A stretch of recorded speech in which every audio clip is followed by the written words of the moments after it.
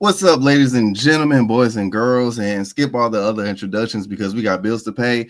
This is Unpopular Review Entertainment, and I, your lovely, most attractive host of 2024, Freckle Sensei, is we are reviewing, and I picked this one out, the Polar Express. What's the Polar Express? I'm glad you asked. It's about a young boy who is grown skeptical of Santa Claus and is shocked to see that there's a train outside of it to actually take them to see Santa Claus. So we're going to be reviewing this. We're going to be all about, and we're going to say climb aboard, gather all your hot cocoa, gather your train conductor, and you better send me some of that popcorn, the kettle kind, not the regular butter kind. I don't need that cholesterol in my life.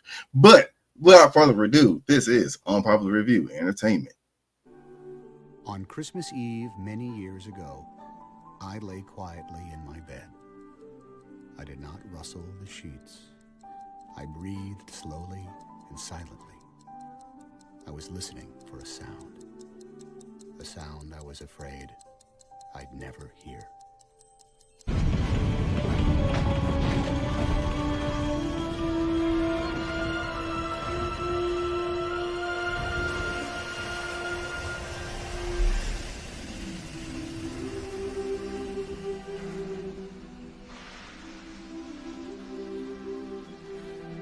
Well, you coming? Where? Why, to the North Pole, of course. This is the Polar Express!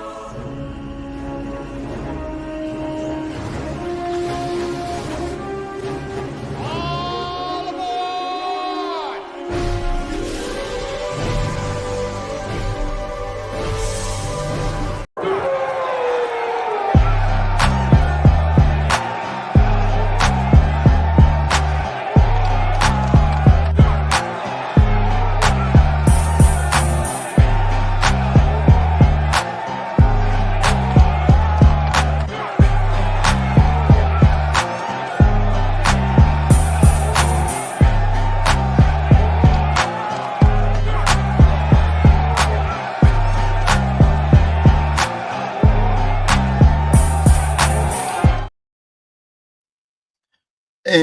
And we are here with the Wolf Pack, my very own best team of all time, and UPR. We got my boy Vic on here, and we also got, he changed his name, but we also got, but we love the name. We actually do. We love it. But we also got Mike Knox with the 3 X's. But this time he's Papa Knox because, as we've been saying it for a while, congratulations to the very own Mike Knox for hitting up to that stage of granddad. Now he an OG, triple OG. OG, triple. Tonight's broadcast has been commandeered by the secret society No Ma'am, National Organization of Men Against Amazonian Masterhood. That shit is so funny, I swear. But yes, so we are reviewing Polar Express. I was the one that actually picked this out, and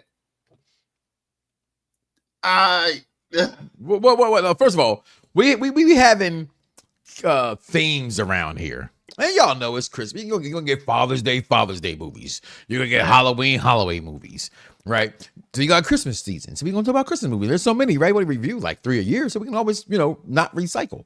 Exactly. This man chose the Polar Express now. My oldest, the reason why I'm Papa Knox, giving me a grandson, shout out to baby Logan. Shout out. Said, I'm going to pick the Polar Express. Now, it's my oldest favorite movie, Vic. She loves this movie. I've always went to sleep on it. I've always thought it was stupid. But I said, let me give it a new try. Now that I'm a grandpa, let me watch it. And this mofo up here chose the Polar Express. Yeah. So in my defense, I've never seen the Polar Express, but I've seen so much hype about the Polar Express. I mean, even North Carolina, which is 4 hours from me, they have a whole Polar Express attraction that you can ride the train and get hot cocoa for like $60 per person. Wow, what a ripoff. But we all know this movie is carried, and I say that with a capital C, carried by the great Tom Hanks, who does the voiceover of the train conductor. Also vital characters in this as well is the Mr. Including Santa Know-It-All, Claus. the He Santa was Santa Claus, Claus the whole time. and the black girl. We got to put in the black girl. The black girl was definitely That was known a gay. It was a black girl. Okay. Yeah. And it's so funny because her name was so apparently her name was Hero Girl since they never knew what the hell her name was. I'll be honest, this movie was boring. This movie was long. I took a nap for 30 minutes. I woke up. They still did not make it to the North Pole yet. I was like, what is going on? Like, I apologize because I was hyped. I thought, it's Christmas. It's okay. Chris didn't make me watch another date movie, so you're okay. It's not as bad as that. Okay. Vic didn't have me watch Parasite. It's okay. Oh God, I feel bad for you. No. Normally Vic picks awesome movies. Let me just say that, but he picked Parasite. And okay, we're talking about the Polar Express. Merry Christmas, everybody. But even though I did not like the movie, I still had a good moment. But I'll ask you, Vic, what was your take of watching this movie? Well, it's a younger generation animated movie. I've never seen it before, and it was all right. Like it's something that you do like put for the kids around Christmas. Like it's a story about a kid not believing in Santa. I guess I was kind of bored by it because you sound bored. You literally just said, No, for real, like, I don't know what it is because I mean the story was like like it was cute and whatever, right? You know what I mean?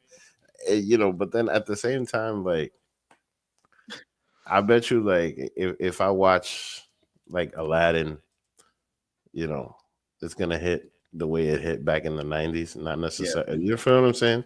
So like I like the live action better. That's just me.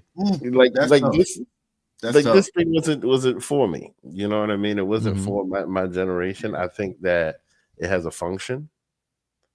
What's your function? What's your function? I think like this is something that you could put for the kids to watch. Some stuff. I mean, Tom Hanks being the conductor was cool. Like it was kind of like a little journey for them.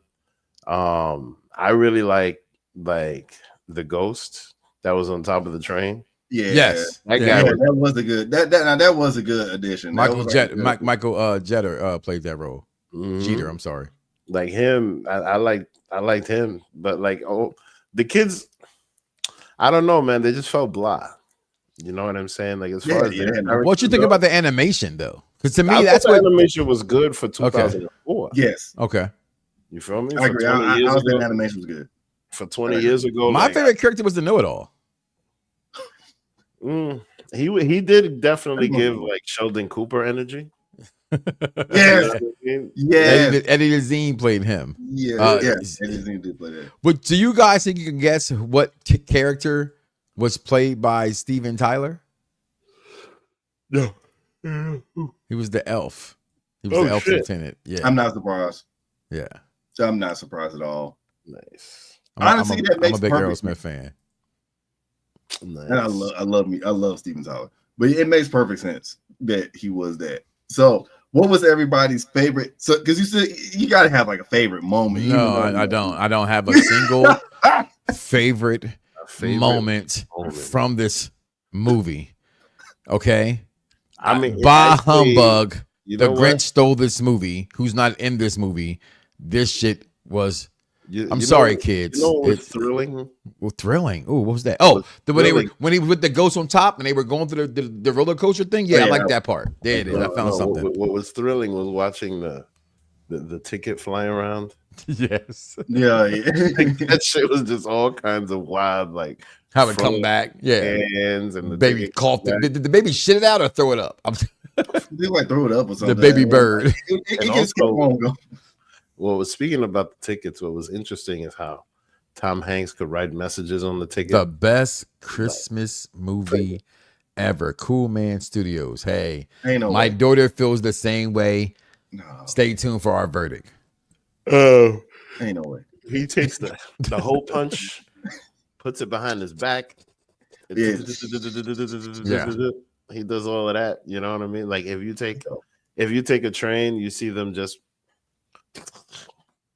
all the time. You know what I mean? Like that shit is that was interesting. Let's see what else. Do you remember watching this from back in 2004? I know. I just saw it for real. Okay. That big ass slide. It made me think of the kids go down the slide anymore. Is that a thing? I don't think I've seen children at a park. Yeah, you know what Yeah, they do. They still do. In their parks, sliding boards are still a thing. All right. No, I'm just wondering if that shit went away like Double Dutch. No, Double Dutch has gone away unless you're in like inner cities. Yeah. Or like Manhunt. That's definitely dead. Oh yeah, Manhunt gone. Damn. Killer Man with the football is definitely gone. Oh yeah. Horses only in families. You only play horse when you have a house. Other than that, you don't know nobody's playing horse at the park anymore. If you don't have a house, your own backyard, with your own basketball court, no one's playing horse. Nah. You know. Yeah. No one's watching this movie, Cool Man Studios, besides you and my daughter. Look, he's still yawning. He's doing a review for watching it for the first time, and he's yawning. He's yawning. I mean, I had a long day in my defense, but yeah, this movie definitely. I bet you that movie was longer than your day. How long the movie was. Listen, go ahead. I mean, you know what though? It feels like for 2004, like they put a lot of money into this. They did. So they did. They absolutely did. I wonder if there's. I personally feel like, and guess what? It wasn't that long. It was only an hour and 40-minute long movie. It wasn't. Okay. I just feel like I'm not the market for it. I don't know. Yeah, the budget was about 150 mil. 150, yeah. Wow. And what they got on return? I'm finna find out. I know. I think it grew like 300 something million. Yeah, 318 million out of a $165 million budget. So it definitely made it. That's why the other thing it was actually a box office hit. It was. You know. Okay. I mean, because look, I still think it's a movie to show the kids. Yeah, I mean, I understand why your daughter. My oldest loves it still. My youngest kids like it. They bah humbug me for not liking it. But I bah humbug them for not liking movies like National Lampoon Christmas Vacation. And I loved that movie way before I was an adult to understand it even more. As a kid, I just thought Clark Griswold was hilarious. Yeah. You know what I mean? But I also was a big fan of, in those times I had the privilege of watching like all the National Lampoons that came out, European Trip and those kind of things. Yeah. So that humor is what I grew up off on, the Steve Martins, the Chevy Chases, the Dan Aykroyds, the Eddie Murphys of the world. You know what I mean? Until I found a better affliction for enjoying someone like a George Carlin. You know what I mean? I understand the comedy of one like a Andrew Dice Clay.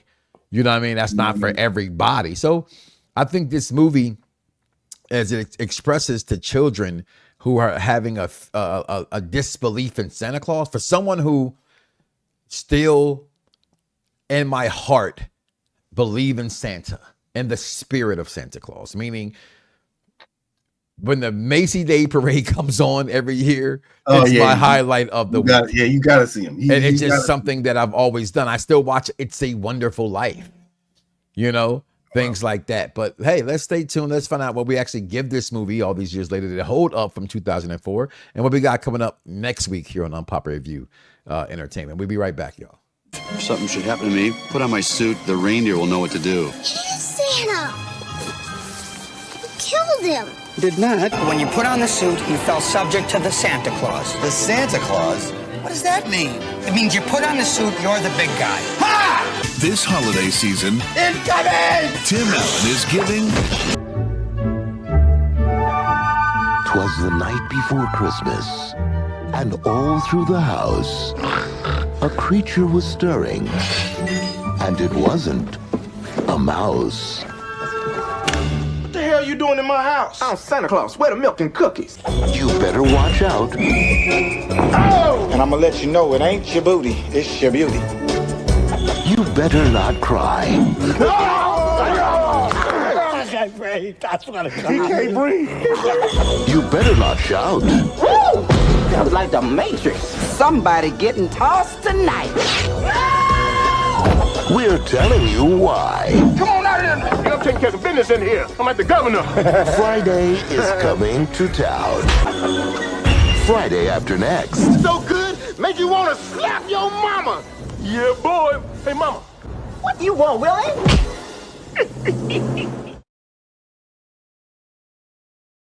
Rest in peace. Yeah. Pops, listen. Yes. We picked our movies, and I put that in the chat, and Vic said, "Is that a Christmas movie?" I said, "Damn right, it's a Christmas movie." Yeah. Cause, and I'm gonna tell you what made me change it. Executive consultant is the virtual hater of Christmas. Okay, doesn't like Christmas. He has his personal reasons why, but he booed all our movies at first. At first, I had Almost Christmas. I love that movie. I love Almost Christmas. I watch Almost Christmas and this Christmas when it's fucking July. Okay. And when he booed, I said, "No, let me pick something that's different," and we haven't done. So Friday after next, we also got the Santa Claus, which I haven't watched that movie since I was a teenager in high school. My mother came from Philadelphia to take me to go see that movie. So I look for that next week as well for the Santa Claus. We are talking about the Polar Express, a box office phenomenon across the world at 318 million worldwide. 2004, Freckle Sensei, your take on the Polar Express and your thumbs up, thumbs down. What you think about this movie you made us watch? Can't believe the first time in UPR history that I've been a part of this phenomenal group. This is my first thumbs down. This get a thumbs down. This don't even just get a thumbs down. This get a 2 thumbs down because one thumbs down for it being boring. Another thumbs down for it being too doggone long. It's only an hour and 38 minutes. That's not long. They was on that. Look, that but it does seem long. It felt like they was on a midnight train to Georgia. That was not no regular Polar Express. That wasn't no regular Polar Express. That was a broke down express. They was taking breaks. It felt like Greyhound. It didn't even feel like a train. Facts. Victim on Junior. Your takes on this film? I give it a thumbs up because it has a function. Okay. More than anything. Not necessarily I wouldn't put it on to entertain myself. But like if I had to watch a group of kids in this Christmas time, I'd put this on. And hopefully put them to sleep. You know what I mean? Oh God. I would put this on because it has a function. For my personal take, for what I like in Christmas movies, for me, I would personally give it a thumbs down. But it's a Christmas movie. We went through this before. This is like my 3rd year here doing Christmas movies with us on Unpopular Review. And the title, it's Christmas theme. Did it do its job? It did. Right? It did its job. It turned a kid who had lost faith in Santa Claus and Christmas into a believer again. And isn't that kind of sort of what the world shows us what Christmas is about when they want to, because we know it's about Jesus Christ, even though we know he was born somewhere in July or August, but more like August because it's the hottest month of the year, but we celebrate him in September. In December. For me, for those who are not religious, I think it's a time to disappear and go back into what it felt if you had that kind of a childhood. And for me, it did a job in it. I love the fact that my kids still love it. I still love the fact that my kids still watch it in an innocent, way. My kids know that I'm Santa Claus, but they let me completely play the role of still being Santa Claus, putting the cookies out the whole 9 yard. So for me, it gets a thumbs up. I can't lie. I like I said, for me personally, it's not something I want to watch. But the theme of the month is Christmas movies. Blockbuster Christmas movies. That's the theme. It was a blockbuster in the box office. It's a blockbuster with children. So for me, it gets a thumbs up for that. Midnight Train to Georgia was definitely hilarious. And it's not even on cable. Most of the time it's on CW. It's a great movie called Grandma Got Ran Over by a Reindeer. And it's on Hulu. It's a CW movie too. It is. That movie is better, way better than the Polar Express. Well, first of all, the original Rudolph the Red-Nosed Reindeer is greater. Okay, that claymation still cooking today. Okay. Look, all of them. That one, the Year Without a Santa Claus, the regular Santa Claus, the I can definitely pick. Guess what? I'm not a big fan of Grinch Who Stole Christmas either, but people love that film. I love it. Well, which one? The cartoon? Neither one, the cartoon or Jim Carrey.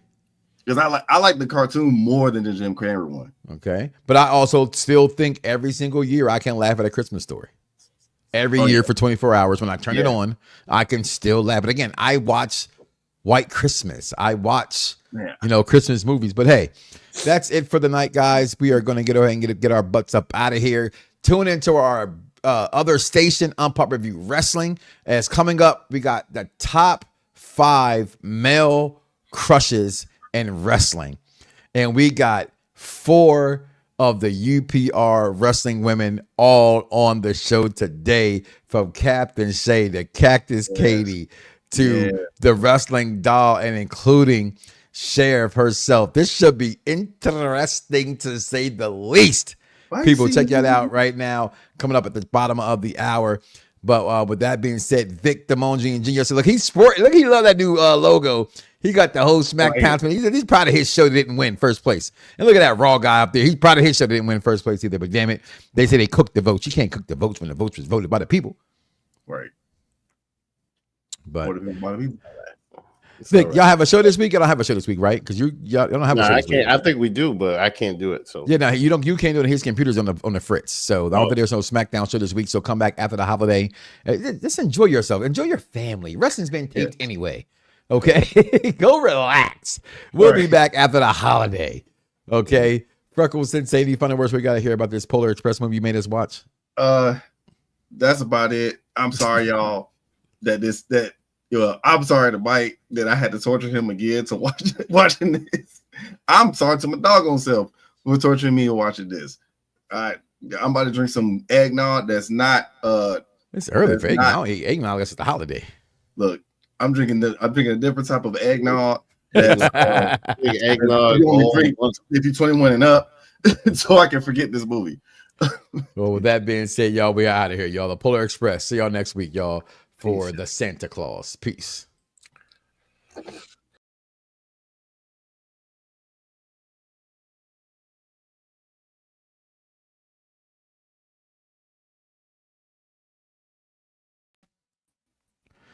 Where's the music?